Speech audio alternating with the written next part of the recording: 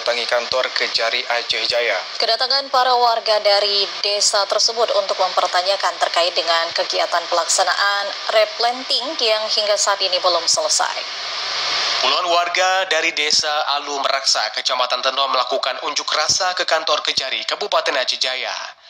Para pengunjuk rasa melakukan demo dengan menggunakan sejumlah mobil.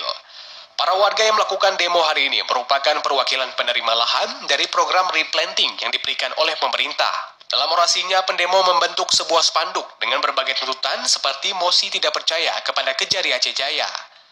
Para pendemo menuntut Kejari untuk mengusut tuntas kasus kegiatan replanting dan berbagai tuntutan lainnya. Warga meminta kepada Kejari untuk segera mengusut kegiatan replanting yang dilakukan Koperasi Samamangat karena sejak tahun 2019 awal pelaksanaan hingga pertengahan 2023 belum selesai dikerjakan.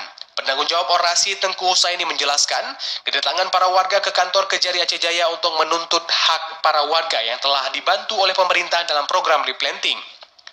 Menurutnya, pada awal pelaksanaan, para warga yang masuk dalam penerimaan manfaat akan menerima 4 hektar kebun sawit. Namun kenyataannya hingga saat ini, para warga belum mendapatkannya.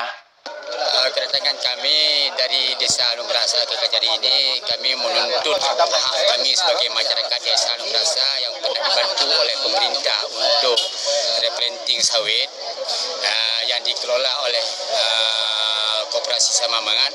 Sampai dengan hari ini tidak ada sawit. Sedangkan yang dijanjikan kepada kami adalah 4 hektar dalam per kakak, ternyata 1 batang pun nggak ada. Demikian, Pak. Sudah berapa tahun, Pak, pekerjaan? Sudah 4 tahun.